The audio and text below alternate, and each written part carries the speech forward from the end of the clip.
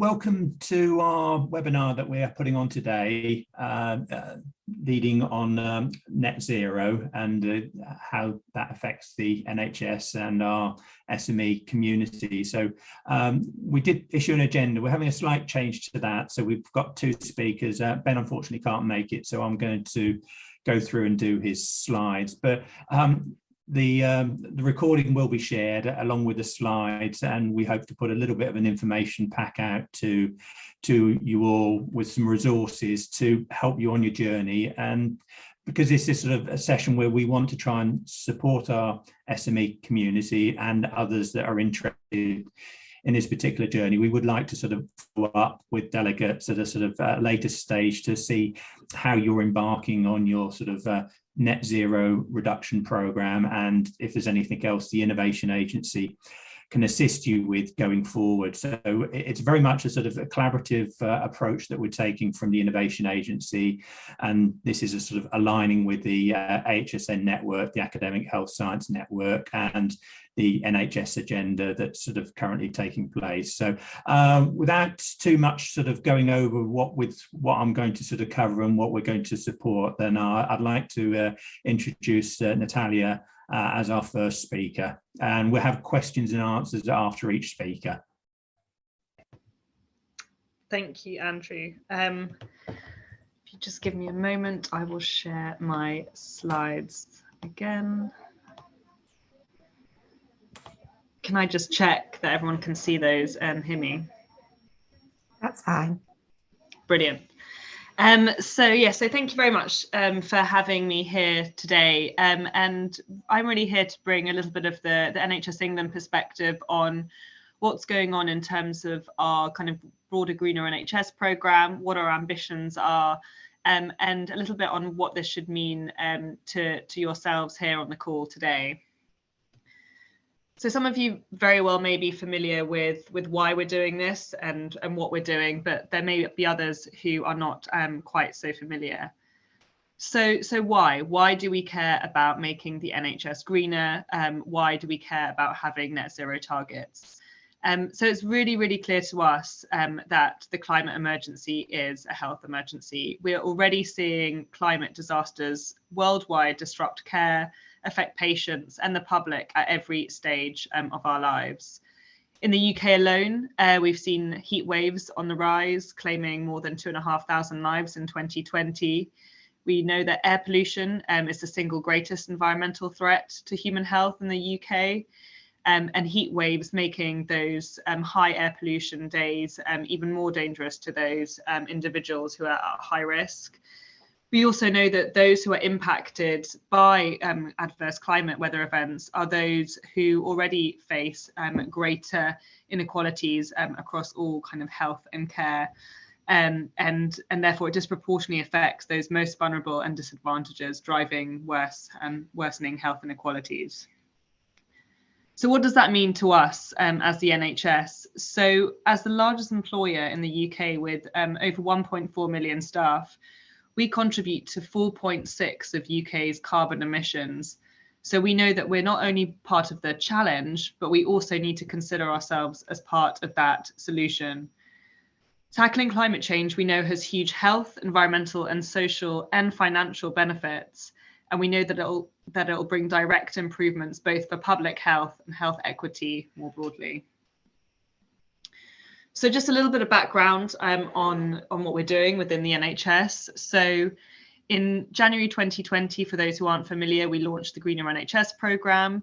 And within that report, we set commitments and dates for when the NHS should and could reach net zero carbon. We were the first healthcare system in the world to do so, and have since seen numerous healthcare systems follow in our footsteps, which is amazing to see. Just to be very clear, this wasn't all started in January 2020. We had a fantastic unit within the NHS called the Sustainable Development Unit that worked on this for the previous decade and really laid the groundwork for all of this that we are doing today. So what are our targets and what's within scopes for our various targets? So we have two targets. We call them the NHS Carbon Footprint, and then we also have the NHS Carbon Footprint Plus. So you can see the NHS carbon footprint firstly, which is the one in the white box on the left-hand side. And these are the emissions that we believe within the NHS we control directly. And for these emissions, which the majority kind of scope 1 and scope 2 emissions, we aim to reach net zero by 2040 with an 80% reduction by 2028 to 2032. That's really not that far away. So that's 5 years away that we really want to be seeing an 80% reduction. So action needs to be taken today, tomorrow, and not in 5, 10, 15 years time. And then the broader green box is the NHS Carbon Footprint Plus. So these are emissions, this is the carbon footprint itself plus those outside. So those are emissions that we can influence. So this includes things like our supply chain, our business services, kind of food and catering, construction. Again, really hugely ambitious, but we want to get to net zero by 2045 for the carbon footprint plus. And again, we've set a 80% reduction target by 2036. Again, not so far away. So we really do need to make sure that we're taking action right now. Just a little bit more detail that kind of underpins some of the work on the previous page. So what this does is, what these two diagrams do is they show the carbon footprint of the NHS and really where some of those areas of focus are. So what you can really see here is when we're talking about the emissions that we control directly, so that NHS carbon footprint itself, that's in the green here on the left-hand side, the light green. You can see that there's a huge amount of emissions coming from building energy, from water and waste, from anaesthetic gases and business travel. But what you can see is the much larger footprint that's really coming from our supply chain. So this is our footprint plus and emissions that we can influence rather than emissions that we can directly control. And that's where our medicines and chemicals sit, our medical equipment sits, and the rest of our supply chain. And this is where a huge amount of innovation is required to support us in getting to net zero over the next few years. And what the table shows on the right-hand side, for those who haven't seen it before, is those areas of high sources of carbon emissions across various settings of care. And what you can clearly see is, yes, in acute settings of care, there is a higher footprint, but action really does need to be taken across all settings of care, be that in ambulance care, community care, primary care, or acute care. What we know is that we need everyone to get involved. This isn't just the work of one or two or a small proportion of our staff that need to take action. We know that every single individual needs to start taking action on climate change. And we're seeing this. We're seeing individuals in trusts, pharmacists, AHPs, midwives, nurses, doctors taking action. And we know that 9 out of 10 of our NHS workforce support the NHS in taking action to tackle climate change in a recent YouGov study that we did. So we do know that there's the desire to take action and the will to take action. We just really need to make sure that we're supporting and enabling our colleagues to take action. To also support and enable colleagues to do just that, we've in partnership with trusts and ICSs, we've seen all trusts and ICSs produce a green plan over the last year, which is great to see. And we also have required kind of an expectation of every single trust and ICS board having a net zero lead that's responsible for driving this agenda forward and ensuring that the organisation is meeting its targets on net zero. So we've really tried to kind of translate, bring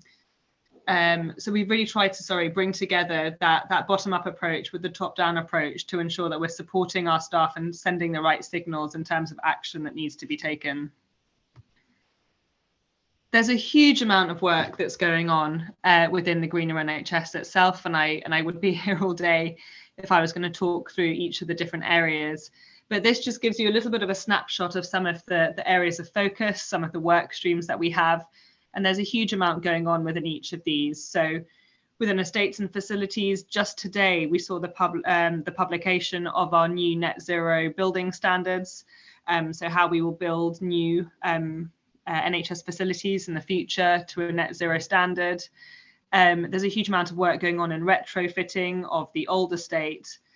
Huge amounts of work that's going on with medicine. So as you saw on the chart before, the work that's been done on anaesthetic gases and inhalers, but also work being done on what the next 10 highest carbon impact medicines are and how we can start to tackle those.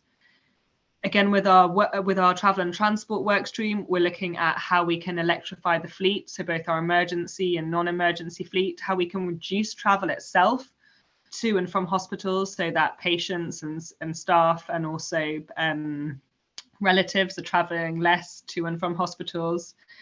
And also making sure that we monitor progress and demonstrate where great work is being done and how we can support those organisations who are struggling to meet some of the kind of the expectations that we're setting. There are a few areas of these that I just want to go into a little bit more detail, which I thought would be particular relevance to the group here today. So I really just wanted to touch on procurement in the first instance. So when we really think about innovating and when we really think about the products that we're using within the healthcare system, we really need to start thinking about what that means from a sustainability perspective. And so as a general rule, we really talk about these 5 R's of sustainable procurement. And we really do need to start thinking about this from a product perspective, in terms of, can we do less with a product? Can we reduce the use of a product? What we don't want to be doing is producing lots of a new product. We want to be finding ways that we can use less of the products that we're using today. Can we reuse products that we're currently using that are single use? Is there a way of enabling this? Can we reprocess products? So if we can't reuse them, are we able to reprocess them? And then if not, then how are we making the products? What are the products made of? Are they made from, are they using kind of renewable sources? And then finally, kind of the bottom of the hierarchy is, if we aren't able to do any of those other things, can we at least make sure that we are recycling the product and doing so in the most appropriate way? So this is what we mean as the 5 R's of sustainable procurement. And so I think it's really worth thinking through this from a product perspective and also from an innovation perspective as well. As you saw on the diagram slightly earlier, there's a huge amount of work that needs to be done with our supply chain. So as I said earlier, this is within the NHS Carbon Footprint Plus. So again, we're acutely aware these aren't emissions that we control directly, but they are emissions that we have influence over.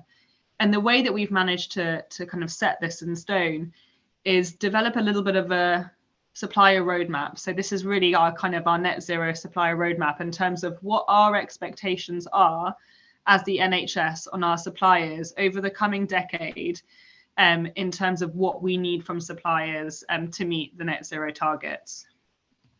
So the first one, which I think is important for everyone on the call to know, is from April last year, all NHS procurements included a minimum 10% net zero and social value weighting. And just a little bit more in terms of what we mean by that.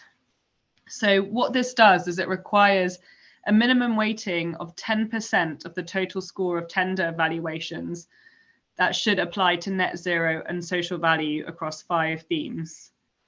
So what we're looking at here is the social value, additional commitments through contract delivery on social value. We're also looking at making sure that the tender is appropriately aligned to our NHS priorities and to our net zero targets, and also ensuring that this is underpinned by concrete and measurable KPIs.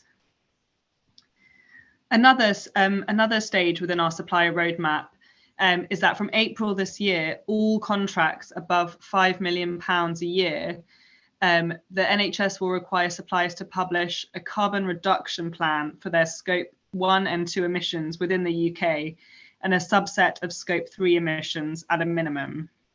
And from April next year, we'll extend this requirement to cover all procurements. So this is something that's upcoming in the next month or two. And what we have done in the last couple of weeks is publish our carbon reduction plans and also carbon reduction plan guidance as well, in terms of what we are expecting suppliers to publish as part of their plans. And this really just includes kind of general information, targets, base year emissions, reporting year, and then what the projects are to reduce carbon within that supplier. So that's a little bit of work which I think is particularly relevant to those on the call today around our supply chain. Another area I just wanted to really focus on was on net zero clinical transformation. And this is really because I just wanted people to take a moment to think about how every single component of care has an associated carbon footprint. I think people tend to think about the estate, they tend to think about kind of travel, they tend to think about those big things that we know how to decarbonize. But the truth of it is that every single component of care has an associated footprint. And especially we know that high areas of carbon impact is where care needs are high and complex. So whether, if a patient's in intensive care, if a patient's having multiple surgeries, if care is delivered inefficiently and inappropriately, this potentially means that patients are having more tests or more surgeries or more admissions than they necessarily need to. Patients are going to the wrong place and not getting the treatment that they require. And thirdly, as a result of both of these, the care delivery and treatment is resource and carbon intensive. And so what we're really trying to encourage innovators to think through is how can we look at these three areas, and how can we really identify innovations that keep people healthier for longer, ensure that we are treating patients in the right time, at the right place, and giving them that right care, where it's possible, giving them lower carbon treatments, or at least delivering their care in a lower carbon care setting, and making sure that the system and the workforce and the leadership is there to support them. So this is where we're really focusing on some of our innovation and research kind of competitions over the last kind of couple of years. And just one slide that I just wanted to also include here was on the role of digital within all of this. So digital is an enabler. So just going back to the last slide, we know that telehealth has provided a huge amount of support in terms of reducing improving efficiencies within the healthcare system, treating people at home rather than treating patients in hospitals. So it's an enabler across all of the across all of the footprint of the NHS. But there's also considerations in terms of what we mean by sustainable tech. So that kind of what can we consider in terms of hardware. So very much like those 5 R's that we were talking about, that also applies very much to tech products as well. How can we look at minimizing data? Data storage is hugely carbon intensive. Similarly, software as well. How can we start to look at the carbon footprint of those and reduce those? And again, things such as moving to the cloud, making sure that we have efficient infrastructure networks. All of these are considerations for those working in the tech space as well, in terms of how we can make sure that future tech is more sustainable. And lastly, and I think many of you will be familiar with kind of SBRI and other things like that, but we know, we're fully aware that there are a huge number of gaps in terms of how we can actually get to net zero as the NHS. We need to innovate, we need to invest in research. There's just a huge amount of work to be done, and we've really just started to scratch the surface. So we're seeing NIHR, MRC, others starting to release research pots of money, and specifically looking at how we can deliver net zero health and care. And we're also working with the Small Business Research Initiative, so SBRI, Academic Health Science Networks, IRLS, and the Greener NHS, to invest in innovations that we think specifically look at improving the quality of care that people are getting, firstly, secondly, improving patient outcomes, but thirdly, also making sure that they reduce the carbon footprint. And we've seen some incredible innovations come through in the last 2 years, from drones to digital care pathways, covering a huge number of different opportunities that have come up in our various competitions. So it's just to say that, you know, we are acutely aware that we need a huge amount of innovation to get us to where we need to be, and that we as NHS England and as the Greener NHS are really investing in this and hoping to work as collaboratively as possible with all of you on the call today. So thank you, and I'll stop there. Okay, thanks very much for that. That's a fairly comprehensive picture that you've painted there. So there's one question coming from David Connor. So how are you communicating your sustainability expectations, requirements to current and prospective suppliers? So we have a kind of a sustainable procurement team within NHS England, and it has regular forums where it engages with suppliers.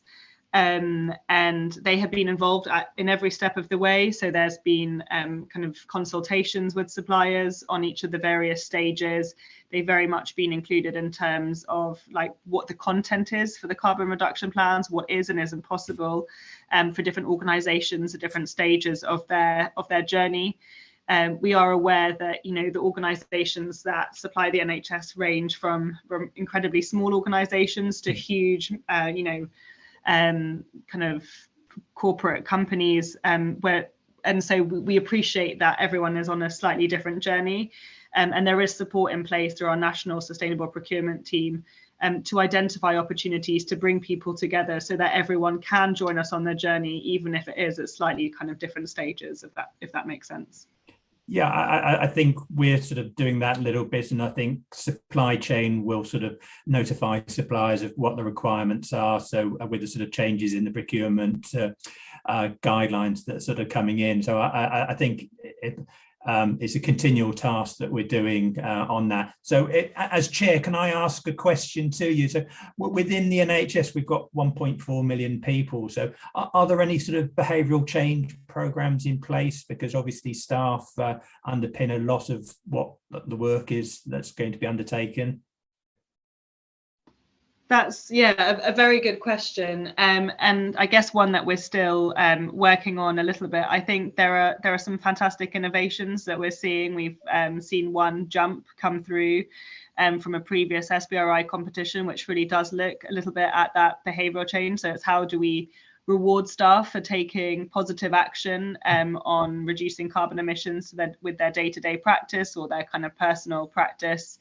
But a lot more work is needed from a travel and transport perspective. You know, how can we incentivize and nudge people to take, you know, greener routes to work, and also just how to broadly change their behaviours, whether it's in the operating theatre. So we're seeing kind of investment in research looking specifically at kind of sustainable behaviour by those who work in operating theatres. But a huge amount of work needs to be done there, because we've seen that the shift through the COVID pandemic into an increase of single-use plastics, and now we really need to try and look through those behavioural elements and see how we can start to shift back to reusable items and start to slightly shift that behaviour back to more sustainable practice. So pockets of work going on, and I think underpinning all of that is understanding and training and increased awareness, and so that's something that we're really trying to work on. So we've developed a kind of an introductory module that's available to anyone who works in the NHS on, you know, what we're trying to do. It's a very short 30-minute module that's really easily accessible, really quick to do, which introduces the concept.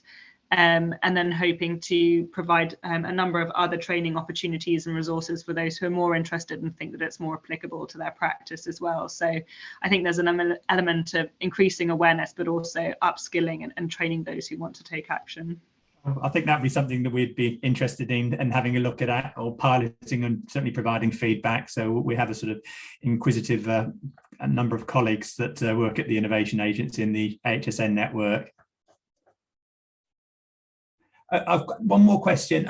So from Catherine, in what ways does staff wellbeing and making improvements in staff wellbeing contribute to net zero? Do staff wellbeing initiatives, especially in digital, contribute to social value weighting? It's a very good question, and if I'm completely honest, I don't want to misquote anything on the social value weighting. So I'm afraid I might have to take that one back to our procurement team and then get back to you, Catherine. In terms of broader staff well-being and improvements, we are certainly seeing, and we're starting various pilots of work with different professional groups within NHS England in terms of how we can embed a bit of sustainability and net zero into individuals' roles to carve out that time for them, which is protected to deliver net zero kind of objectives and interventions. And we're really doing that on the basis that we've seen it improves retention in staff, and there's a desire to want to do this, but just a lack of time, unfortunately, for most staff, as we know on the front line. And so we're really seeing that as part of the wellbeing strategy that's coming out of certain pockets of professional groups across NHS England in terms of how we can support that protected time to look at not only improved wellbeing, but also improve staff retention as well, and as a mechanism of delivering on the goals that we've set out. Okay, that's great. One final one, I think, then we'll wrap it up for this. Is the NHS looking at influencing helping healthy lifestyles and diet as part of the carbon reduction plan, taking into account that this would reduce the amount of people needing treatment, i.e. type 2 diabetes and heart disease? Yes, certainly. So when we talk about the kind of those aspects of net zero clinical transformation, the first pillar of that really is kind of prevention. So it's looking at population health, how we can work with those at-risk individuals, how we can make sure that they have the early interventions, early diagnosis, but again, working with all of the national clinical programs as well. So be it the diabetes program, the cardiology program, the respiratory program, in terms of additional resource and support into prevention. There's also a huge amount of research, if I'm completely honest, that needs to be done to really quantify this in terms of what are those carbon benefits in focusing on prevention. So that's another area, kind of another angle that we're exploring as well, is how can we really build that evidence base to demonstrate that by investing in prevention and population health, we really do see overall a reduction in carbon emissions associated with that individual patient in accessing care. Clearly, it gets slightly more complex, if that patient then lives for an extra 30 to 40 years, but we're looking at it very much from the health system interaction perspective, as opposed to the wider role that person plays in society. Okay. All right. There are a couple other questions, but maybe we sort of, if you can have a look at that and the chat, and then we can reply. So I think we move on now to our next speaker, Pete Waddingham, who's the AHSN lead for net zero. So over to you, Pete. Thank you. I think I've shared my screen in the wrong way again. Let me just double check. Is that not in full screen mode yet? Is it? Not yet. Let me just try this one more time. Might have to stop.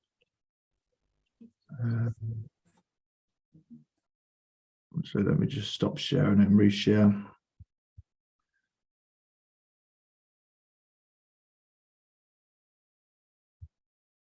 This looks more promising, this one here.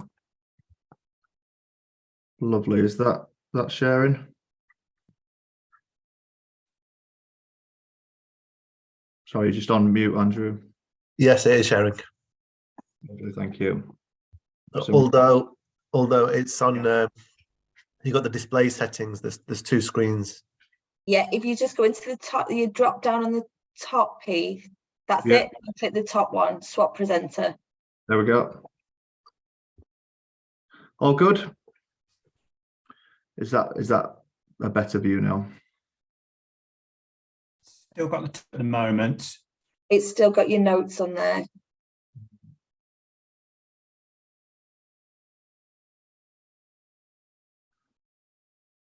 Let me just try one more time. Sorry, it's Yeah. What about that? Yeah. Good. Okay. For some reason, I'm more of a Teams person, and Yeah, no. and for Set your challenges. And for some reason, Zoom wants to give me lots of different options to share one presentation. Anyway, thank you for your time. I'm Pete Waddingham. I'm the Net Zero lead for the Academic Health Science Network. Let me just get my buttons right. There we go. So yeah, I just wanted to start with a thank you. Thank you to the Innovation Agency for inviting me to come and speak to you, and thank you for your time to come and listen to myself and the other speakers. It's appreciated and it's needed. And as we've just been discussing, and as Natalia has been responding, this is one of our ways to brief suppliers to get you up to speed so that you do understand the requirements, the support resources out there. So thank you for taking the time. So a bit of a plan of action, what I'm going to do. I'm just going to give you an overview of the AHSN and how we can support innovators. I'm going to give some thoughts on net zero and challenges for the NHS, just from my own perspective, rather than kind of regurgitate, the sort of information that Natalia's just given. I thought it'd be helpful to give you my perspective, although it is aligned, so you won't say anything too contentious. I'm then going to talk about some resources to help you find information, for example, funding opportunities. We'll start talking a little bit about how to quantify carbon impacts of your innovation, but we're certainly not going to be going into a deep dive on that topic. Same with carbon reduction plan, how to create a carbon reduction plan, which is an essential product that suppliers need to start thinking about putting in place now, really. And then I will briefly touch on some other support, and social value has already been mentioned, so I can just give you a little flavour of that. And what I'd like to say is, don't worry about remembering any of this information. The only thing you need to worry about today is really how to contact Andrew or myself. And as Andrew said at the beginning, we hope you do contact us outside this meeting to follow up, because there is a lot going on. And just as a bit of a brief introduction to me, I've been working for the AHSN for 5 years. I've been involved in lots of areas, cardiovascular disease. I've been supporting the enterprise and innovation team with lots of innovators coming through, from everything from cancer diagnostics using AI to immersive technology. And I've been involved in net zero, and I'm now the national net zero lead for the AHSN network. Previous to that, I was a commissioning manager for many years in the NHS. I commissioned lots of services, musculoskeletal, urgent care, community services, etc. I also spent a lot of time in the local authority, in housing and in project management. And also I had a brief spell for a couple of years working for the Yorkshire Wildlife Trust, managing a nature reserve, and that is that nature reserve in question. That's me on the top of a lighthouse. I was the project manager for the nature reserve and the restoration of a Grade 2 listed building with fantastic panoramic views over the East Coast. So I've always had an interest in nature. I've been heavily involved in the public sector in the NHS. So hopefully that sort of career helps me, hopefully be able to help you. Again, I'm not going to dwell on this too much because Natalia's painted that sort of really important picture, but it is still important to keep reminding ourselves daily about just what a threat climate change is. And I really like this quote, so I use it often. But we are on the threshold of a frightening new era. Never before has humankind's abuse of the environment put the whole planet in danger. This is what climate change does. It's become the very greatest threat to our planet and everyone on it. Besides all out war, which sadly we know is happening in parts of the globe. But it is important, as I said, we've got to remind ourselves every day why we're trying to do what we're doing. Why, especially when we've got a very busy agenda in the NHS. But this touches everyone on the planet, and we're seeing the impacts as Natalia has nicely laid out. So just a few reflections from me on net zero. As I said, I'm not going to talk about anything contentious, but these are the things that really float my boat, the things that I look out for when I'm looking at innovation. And they're not necessarily in order of importance, but I do want to start with this one. Data, I think it's absolutely fundamental. We do need to understand the challenge. What I'm going to be talking to you today about as well is how you start using data within your organization to measure the impact, to put together a carbon reduction plan, to develop your net zero strategy, and also celebrate success. We must keep using data to show that we're chipping away at this wicked problem, because it can get quite soul destroying. But if we can measure things, if we can improve things, then we can celebrate success, and that's really good, to help with that engagement and to keep the momentum up. And I've just put AI in brackets there, artificial intelligence, but that's a big topic at the moment. I'm now using the new Bing browser that's got AI built into it, but I'm absolutely certain that we need to be using data, but we need to be using these products like AI to help us crunch those numbers, to help us make the decisions. I don't think humans can do it alone. We've never, even since the invention of the calculator, I guess, we've always used some form of computer with number crunching and data. So I think AI is really exciting. It does have an energy consumption, which I'll talk about in a minute, but I think it's fundamental. Leadership and culture. Again, Natalia just touched on this as well, but I really want us to start making the link between multiple agendas. And again, as Natalia said, this good care, will be good for the planet too. So all the waiting lists, so it says waiting lists, but waiting lists and the backlogs and the health inequalities agenda that we're talking about, we need to really bring multiple agendas together. So we're not feeling like this is one thing over here and health inequalities is being discussed over there. It's all part and parcel of it. And so we need that leadership and that culture. We need the workforce, the 1.6 million workforce, and all the patients that go with it to really help us on this journey to create that movement. So leadership and culture are really important. And again, as been mentioned, there's organisations like Jump that we know very well, and we supported them. In fact, it was me that supported them on the SBRI bid. So there's products out there that can help change the culture. Models of care, again, I won't go into too much detail, it's already been mentioned, but yeah, everything from disease prevention, but when people do get ill, how we manage them, how we make sure that the pathways of care are efficient and effective, we're not bringing them in unnecessarily for appointments, the rehabilitation as well that can take place, the self-care, etc. So we really need to get that patient empowerment, that knowledge. And digital, for me, is a very good enabler of that. I feel empowered, and I'm speaking from personal experience, when I understand my care, when I can be involved in my care, when I can do care from home as well. I've just been doing physio recently. I like that. I feel empowered. I know what I'm doing, and I don't have to travel anywhere. I don't have to burden the NHS. I'm in control of my own care. Circular economy and waste. Waste could and should, and it can have a value. A lot of the time, we're still sending things to incineration. It's very difficult, but there is innovation in this field in circular economy and waste, and it's exciting to see. And we need to grasp it. And we're starting to see some real good pockets of that emerging. Energy as well. I like to speak from the heart. Energy consumption should not be seen as bad. It is at the moment, and the reason being is it's the source of energy that's a problem. It's the fossil fuels that we're using to create that energy, but in itself, energy should not be seen as a bad thing. We'll always need energy to make the world go around, but it's how we're creating that energy at the moment that's the problem. Nature, as I said, I came from a nature background, good for mental, physical health and biodiversity. We must start thinking more about nature. It's got lots of solutions. It can bring lots of benefits. And finally, innovation, fundamental to tackling climate change and getting to net zero. And that's everything from incremental innovation, just making those small improvements, right through to the radical disruptive innovation, the new materials, the new energy creation, the AI, whatever it might be. So they're just some thoughts from me. In terms of the value that I think we add as an AHSN network, and I'm sure Andrew will be here to support you in future weeks and months, but we are a network. The AHSN has the word network in its name, and that is our strength. We like to try and keep our finger on the pulse. We like to build those relationships, and we can help you be part of that network. It's a very complex system, is the NHS. But we spend a lot of time building those networks and those relationships and trying to understand what's going on. And we also act as a critical friend for innovation to succeed. We need to have those honest discussions with suppliers and innovators. So we often act as that critical friend. Yes, there's lots of resources and support that we give people about developing a value proposition, a business case. We love showcasing innovation and connecting with NHS partners. I've got another event I'm organising on the 23rd of March on air pollution. We've just done one on energy innovation. So we're always trying to show and connect on topics that are important.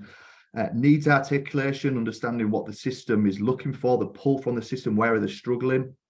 I can sense that data isn't one of those areas at the moment, and planning and strategy. But also, I think we had a lot of value in navigating and simplifying this very complex agenda. I mean, I'm throwing a lot of information at you today, others do, but we can help just kind of simplify that, because we spend a lot of time living and breathing this. Comms and marketing is really important to me as well. I often talk to our innovators about promoting what they're doing, shouting loud, creating that movement, and that all helps create that culture of innovation. And the reason I'm telling you all this is because all these are essential for net zero innovation to succeed. So when we're working with innovators that are contributing to net zero, we need to start helping you with some of those key areas. Okay, in terms of resources and things that we can help you find, I've developed a bookmark bar. This happens to just be a screenshot of the funding tab, but there's lots of different places where funding can be found, and I'm just keeping a bit of a bookmark of where I'm stumbling across things, and I'll happily share this through Andrew with you after this event so you can have a look. And we start kind of looking at those that have got net zero. All of the ones that I've put on there have got some sort of net zero connection. So there are lots of different ways to find funding sources. So I'll send you the bookmark bar, have a look. Some of the websites bring together other pots of money, so you never really get one source of information, but the AHSN have a really good funding bulletin, and if you're not signed up for it already, I'd encourage you to sign up for it.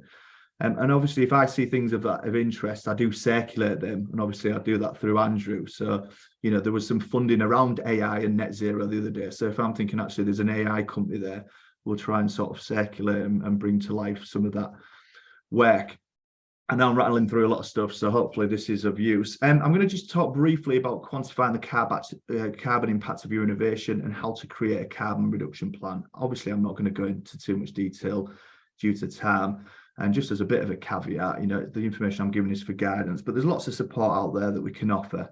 But as it says at the bottom, don't struggle alone with any of this, just connect with us.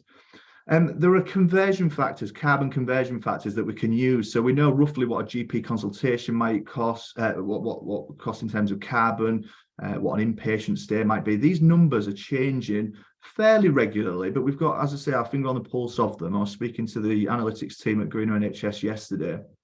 So we're keeping a track of those numbers. So we've got ways to calculate, we can plug numbers in. You know, if you're saying actually our innovation could save this amount of GP appointments, we can turn that into carbon savings.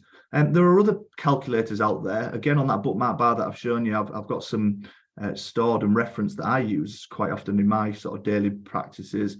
But there's one here as well by the Sustainable Healthcare Coalition. We've got a good relationship with the SHC. Again, the calculator is fairly simple to use. And as it says there's my bookmark bar again with carbon calculators bookmarked. I mean, there's 55 of them that might seem a bit overwhelming. And as I said, that's where we try and help. So they're there if you want to go and have a look at, but also we're here if you want to just talk some of that through. And there's also lots of resources around life cycle analysis as well.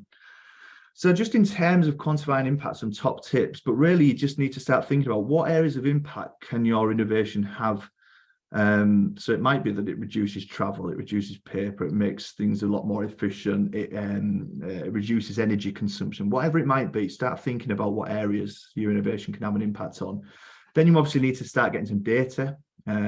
This might be information that the system has or you have. And then we just need to start applying some conversion factors to that. And as I said, talk to us if you need help. But more importantly, when you do start putting pen to paper with this, start talking about this work to us and your customers. You'll find that people are really interested in this now, and it's brilliant. A carbon reduction plan then. A carbon reduction plan is effectively a strategy that you implement as an organisation to try and get you to net zero. And there are effectively sort of, there's 4 key areas on there. And there's a couple more, but really you've got to establish what your current baseline is. You've got to set some targets to get into net zero. This is the bit that becomes tricky. What are the projects that you're going to do to get to net zero? So it might be that you can switch energy, you know, you can recycle more, etc., etc. And we need to be able to put those projects down on paper. And then, like anything, you would monitor and revise it. The only steps that I haven't put on there that are important, that you need to have this signed off and promoted on your website. So again, I've created a resource. I'm not going to go through this now, but I'll share it with you after this call. But it just helps you understand what those 6 steps are. Again, there's some carbon calculators to help turn this information into carbon. There's lots of links. All of the information I've used is from credible sources like the Greenhouse Gas Protocol or the conversion factors used by the UK government. So it's all there for you to see, but I've just tried to put it on 2 pages effectively and make it simplistic, because as I say, it can get a bit complicated at times. I'll whip through these. They're the conversion factors. That's a carbon reduction plan template that you can use, and you should use. People from procurement will be recognising this template. Obviously, you can make it look a bit fancy, put your logo on it, but I strongly encourage you to use this format, because that's what the NHS will be expecting to see. I'll just whip through these points really quickly. Yeah, you know, quantifying the potential carbon impact of your information is really helpful to understand the contribution. I think as well, we've got to be a bit careful that we don't turn this into too much of a scientific analysis. Some people want granular, but we have to be careful that it's not necessarily a full life cycle analysis that you're necessarily doing, but just start putting pen to paper on your organisation, see where the gaps might be. I think that's the first stage, really. It's obviously a requirement to have a carbon reduction plan as an organisation going forward, and yeah, you need to set baseline and targets, etc. I'll keep whipping through some of the companies that we've worked with. I'm just going to give a shout out to a couple of them. Actually, I've picked some that are part of the Digital North programme, which is a collaboration with the 4 AHSNs in the North. But Definition Health are doing some great work quantifying their carbon impacts.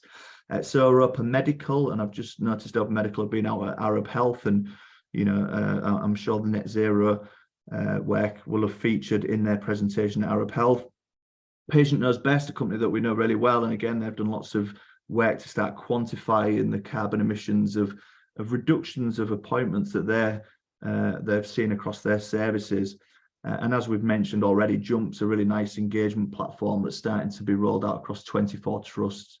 And again, there's some carbon savings there that they're promoting. And last but not least, B Braun, again, a company I know really well, but this one's a rehab device where you can do your rehab in the comfort of your own home. And certainly they've seen some good improvements in people's outcomes and no longer needing to see as many physio appointments. So that's you know, a good example of how we can improve patient care, and as a byproduct, we can get some net zero benefits. I will touch on this really, really quickly. I'm not going to go into detail, but I know it's mentioned about social value, but I have done a training session on social value, and I'd love to kind of follow that up with the Innovation Agency if it's of value to people. But really, there are 5 areas of social value, you know, as defined by the NHS. And I would encourage you to have a look at this document. It's really simple, this table. It's part of a bigger document. But the 5 areas, one of those areas is net zero and climate change. Well-being, as has already been mentioned, is in there. Equal opportunity, tackling economic inequality, and COVID recovery. They're the 5 themes according to the NHS. So when they're asking you to respond about social value, it's useful and probably recommended that you stick within that framework. There are some other resources that I'm not going to touch on today about how you can start quantifying that social value and put a pounds and pence value to it, which again might be really helpful for you if you're submitting tenders, replying to procurements, whatever it might be, or just actually getting a sense of your own organisational social value. Because as I said, a lot of this, we need to celebrate success. We've done lots of shared learning events. We get some really good feedback. The next one, as I say, is on air pollution, and I'm sure Andrew would say the same. But you know, if you are doing some great work, we want to put a spotlight on it. So do reach out to us and let us know what you're doing. And really, with that in mind, the ask is, you know, do keep us informed on your progress, any help you need. Please share your learning and best practice. And last but not least, you know, shout about it on social media. Help us build that movement of net zero that we really need. So thank you for your time. Sorry that was a bit of a quick rattle through a lot of things, but my contact details are there, and I'd love to connect with you outside of this call.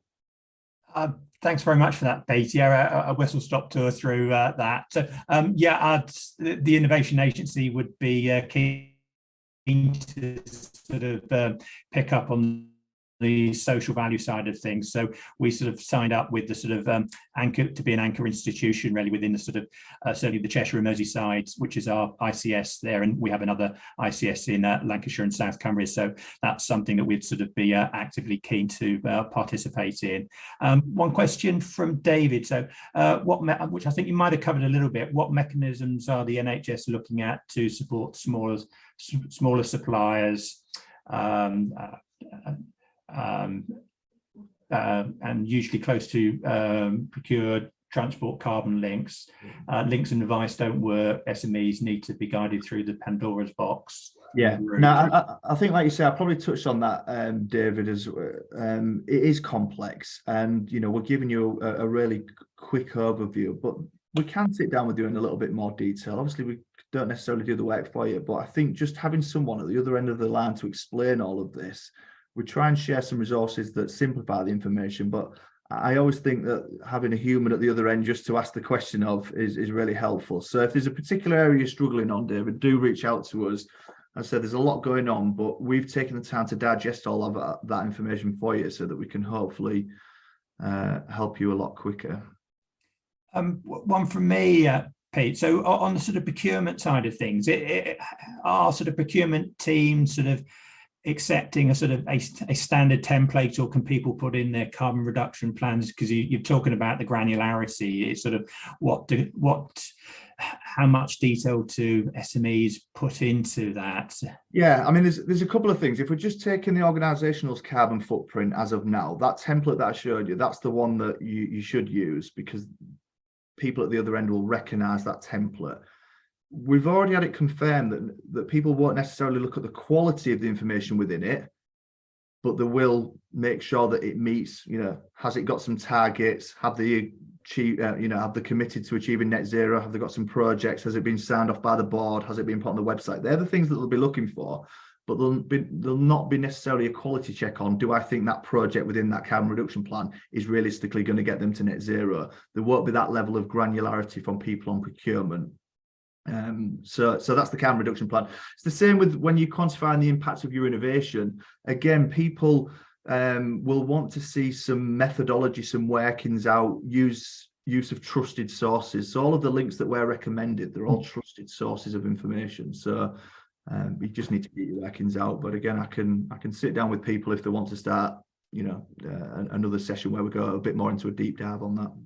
Okay, that's great. Thanks very much for that. There aren't any other questions, but if anyone thinks of anything. So I'll just go through some of Ben's slides on the sort of digital sustainability one. So I think some of these slides have already been covered, but just a sort of a little bit of a flavour, and then I'll just do a summing up. So let's see if I can do the share screen.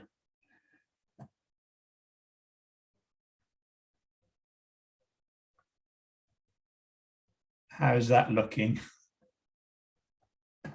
Yeah, that's fine. Okay. Right, so digital sustainability.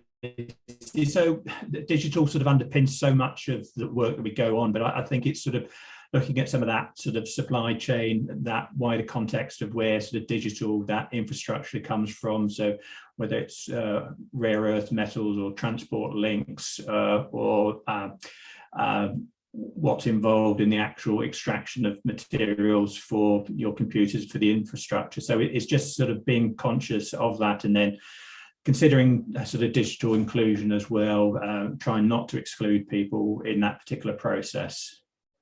I think we've covered that. So just a little bit on the scope 1 and 2. So I think just sort of reiterating what Pete said and previous, that we can sort of help support you looking at those sort of scope 1 and scope 2, the sort of what your carbon footprint is. And I think very much today we want to sort of share some of that knowledge that we've gathered and bookmarked that Pete's put together, that there is a wealth of resources out there.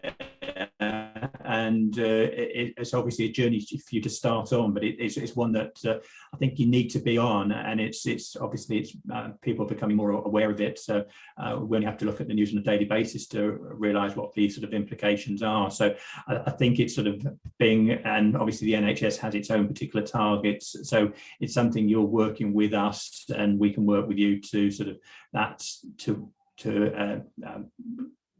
progress on that particular roadmap and adaptation. So some of the technologies is out there around sort of mitigation, whether it's electric vehicles, hydrogen ones. There we have a hydrogen supplier within the Northwest region, so it's one that the combined authority are looking to support as a sort of a major agenda item within Ellesmere Port. So there's a hydrogen link, and We have a pilot for a hydrogen village with houses using transferring over from gas boilers to hydrogen boilers. So that there are great opportunities within our particular locality to sort of pilot and test this new technology.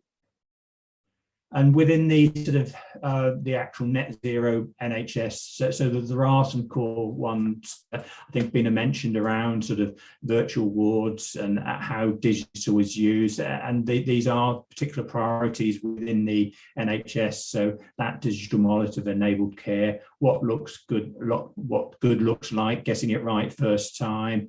And how the NHS is, I suppose, it's moving away from having lots of data centres based at trust to going to cloud computing. But it's understanding what the cost of.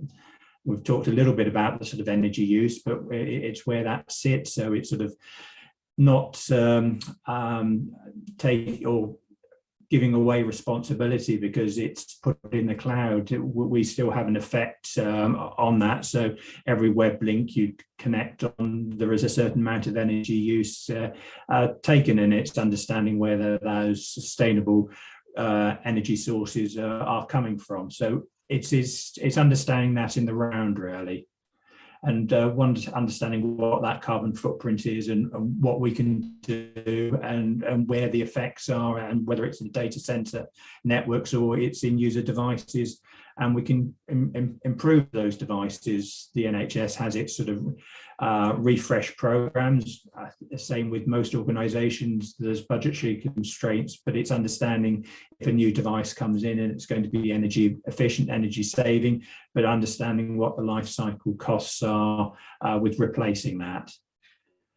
So we've seen the slide before, and it's really, I suppose, just emphasizing some of the areas where digital can have an effect. So telehealth around that personal travel. So if it's a reduction in travel, so you don't have to or the patient doesn't have to come to an outpatient's clinic, that they can be monitored remotely. So that digital discharge from hospitals, virtual wards, those are all things that the AHSN network is supporting the rest of the NHS to deliver. And then we're looking at smart hospitals, how they can sort of improve. So there is a new building program, but it's sort of retrofitting some of the hospitals and also within facilities, how we look after our assets and understand what best use they are and what the maintenance cycle would be associated with that, and using digital to support that. So if we can use some sensor technology to understand that a motor might fail, that we can replace it before it actually does reach a critical point in its life cycle.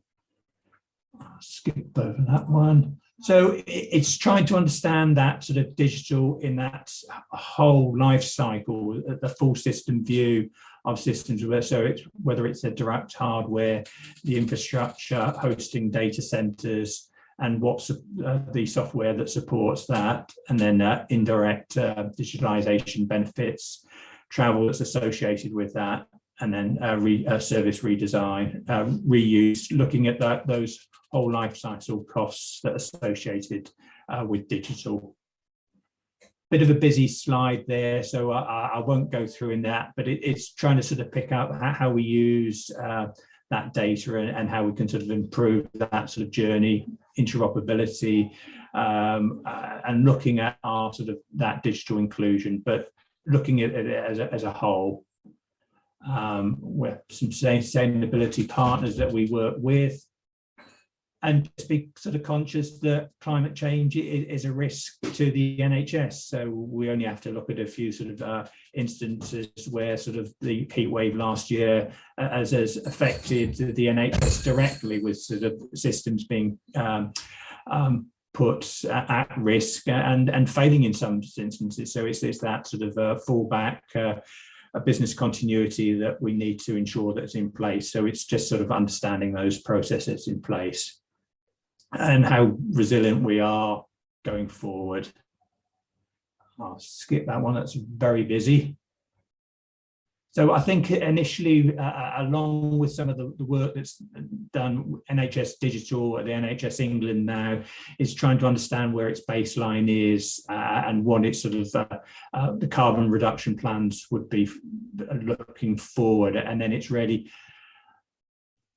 within the digital framework is sort of considering things like DTAC, your digital adherence, electronic patient records, virtual wards. So these are all things that can contribute to carbon reductions and moving towards that target of net zero. So we're working as a system to sort of try to understand better what's going on, and we have that plan for 2022-23. So that will sort of evolve, and I think some of the questions is sort of how do we communicate that. So I think it's an ongoing process, and that's one of the challenges working within the NHS is that we are sort of disparate systems, and to communicate that. So within a sort of a trust organisation, then there are newsletters and ways to cascade that. In primary care, then it can be a bit more challenging at that level to sort of share that information of sort of what the digital journey looks like.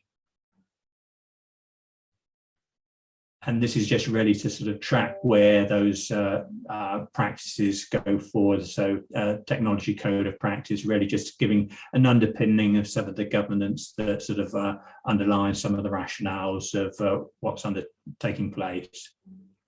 And then it's just sort of mapping out of where the sort of suppliers need to look to understand where they are on the sort of developing that net zero target. So I think that's sort of underpinned by the national targets that are in place. So yeah, very much looking at sort of collaboration, working together really to do these. We can't sort of do this on our own. It's a sort of effort that involves multiple agencies. So I'll stop sharing. I don't know whether there's any questions come up at all.